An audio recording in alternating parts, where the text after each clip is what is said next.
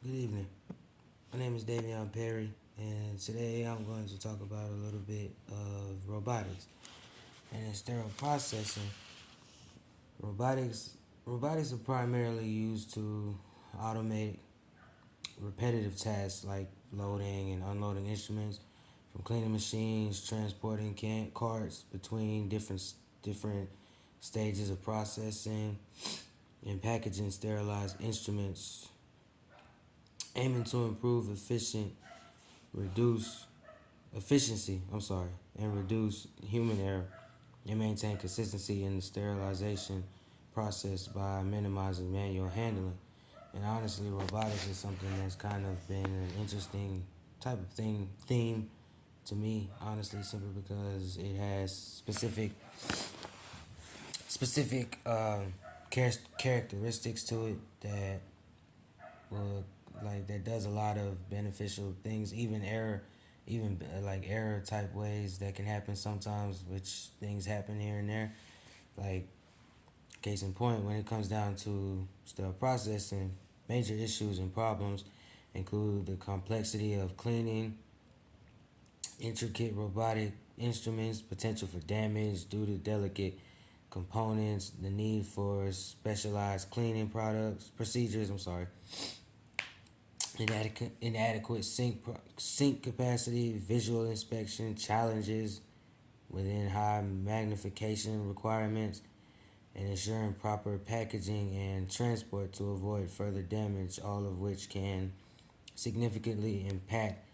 the efficiency and sterility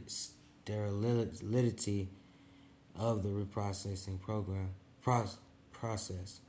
Reprocessing process. What all of that means is what all of that means in general means that those specific problems that I've listed are mainly what you would see, like mainly the big problems in robotics as a whole. And personally, I would say when it comes down to fixing these problems, there are a lot of things you could do, like trying to figure out a way to where the sink isn't going to get too full when it comes down to cleaning these products, and looking for a better solution to like certain detergents or cleaning cleaning products to use to clean these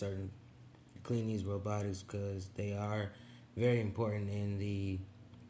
medical field when it comes down to even procedures, not just cleaning or trying to get things in certain stages, but as a whole, robotics itself does has very important aspects to it. But right now we're talking about issues with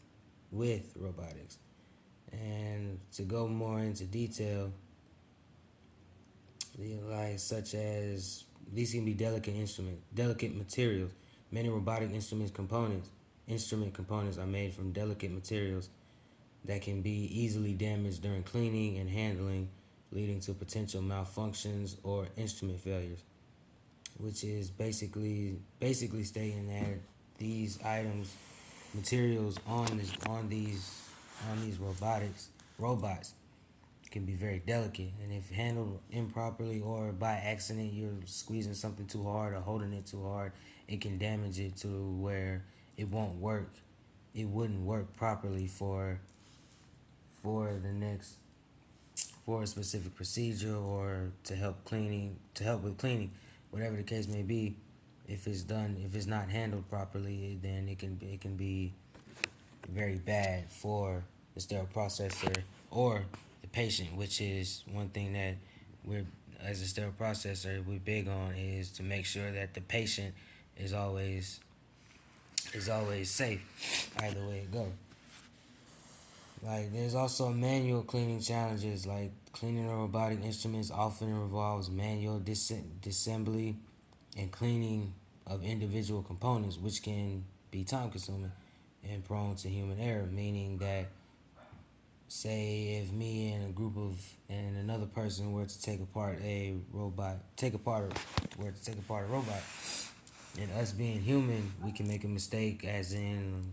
we pulled something that wasn't supposed to be taken apart, or we pulled the wrong thing that was apart, or we didn't take it apart fully as fully that we thought we did, or many things around those lines can be a real can be a challenge when it comes down to cleaning the product. And sometimes the design and like it has multiple components to the robot can be a very challenging thing for sterile processors. The instruments often have excuse me intricate designs with numerous small parts, channels, and joints, which can be difficult to clean thoroughly, requiring specialized cleaning techniques and dedicated equipment. Meaning equipment that's built best for cleaning that specific instrument or whatever the case may be, whatever it is, or joint or canal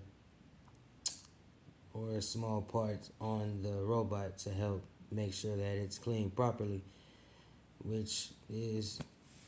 something that we need in that simply because the way that a robot might be designed can be very complex for somebody who doesn't understand robotics or just doesn't understand that type of robotics in general. So that can be very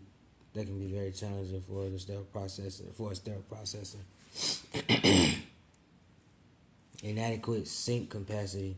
Cleaning sinks might not be large enough to properly immerse and clean large robotic instruments, leading to potential contamination issues, meaning that, like how we would submerge certain tools or items from the sterile process, from a mock, from a pan that we might be using for a specific procedure or after a specific procedure, we would use and submerge it under detergents and water. We might not be able to submerge a specific piece or part of a robot in water simply because the sink might not be big enough to where it'll fit all the way submerged underwater, or it's not able to come apart to where it's easy enough for us to submerge it underwater, which can be very challenging because it can cause contamination if not cleaned properly or cleaned in the manner right after use. It can cause many problems with not just the patient but with the staff as well, which is why that is a very common problem found inside of when it comes to robotics and cleaning. Now, visual inspection difficulties. Thorough visual inspection of robotic instruments often require high magnification to identify subtle damage or debris, which can be challenging for technicians, meaning that our eyes can't see every little thing that we would hope that we would want to see when it comes down to cleaning a robot, cleaning or taking apart a robot, or looking for certain debris, or looking for a certain type of damage that we might miss as a person, because that might happen. And sometimes we can miss certain things that may be important in the near future for certain things for a specific robot, or depending on what it's used for during the procedure. Now, packing and transport concerns. Improper packaging or handling during transport can damage delicate robotic components during sterility, meaning that if it's not packaged the right way or properly, then when it's time for transport, it can be lost, or it could take a while to be found simply because whoever packaged it didn't package it the proper way for it to be found, and it can be time consuming to be fine to go looking for it if it's not where it's supposed to be or where it said it's supposed to be, depending on what is needed for it or when it's needed for it, which can cause delay on the procedure. Now there are training requirements such as proper training is essential for technicians to understand the unique cleaning procedures needed for robotic instruments, preventing damage and ensuring thorough cleaning, meaning that there are training requirements that are needed for the said person to make sure that they are able to use the robot properly and or clean and take it apart properly, because if you can't just let anybody get on it and start to clean and start using it or working on it without having any proper knowledge or training, which can be very bad for the worker, as in he can press a button or not do something properly and it can cause them harm, not just them, it can cause the patient harm. And that's the one thing that we're trying to eliminate when it comes down to anything dealing with that as a sterile processor.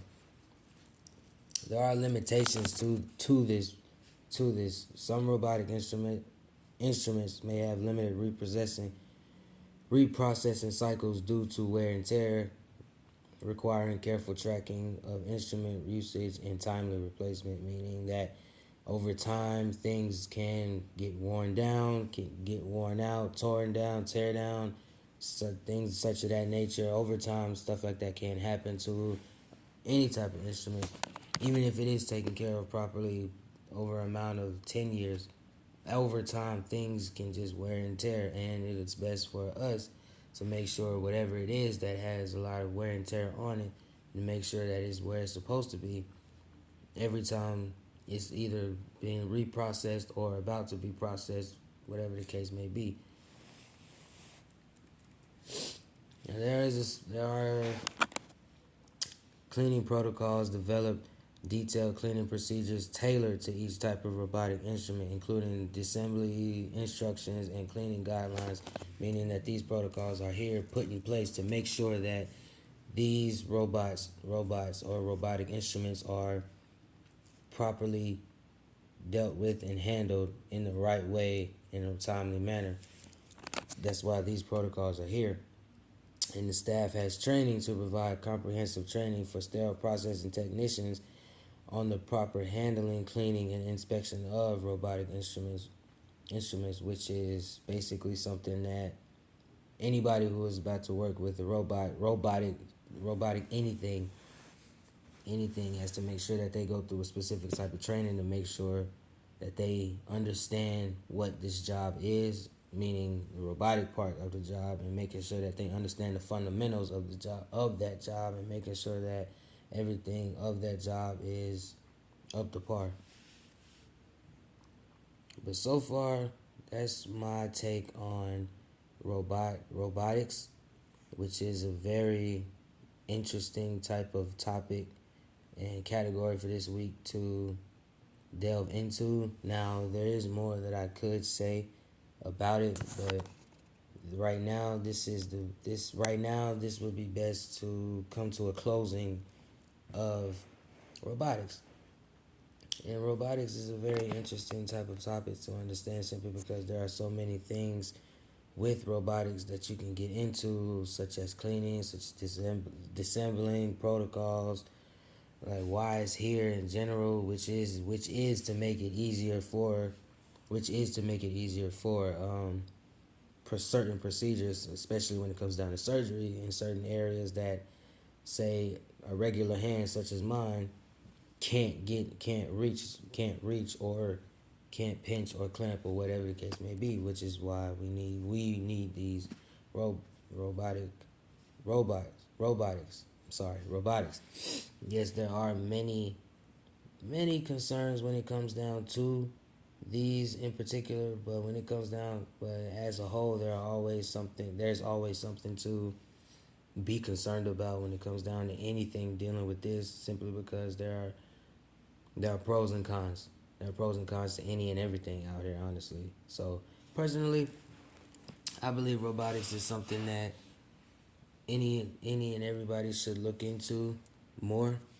and I will be looking into it more, simply because I always had a interest in robotics as a whole, not just this type of robotics, but any type of robotics in general.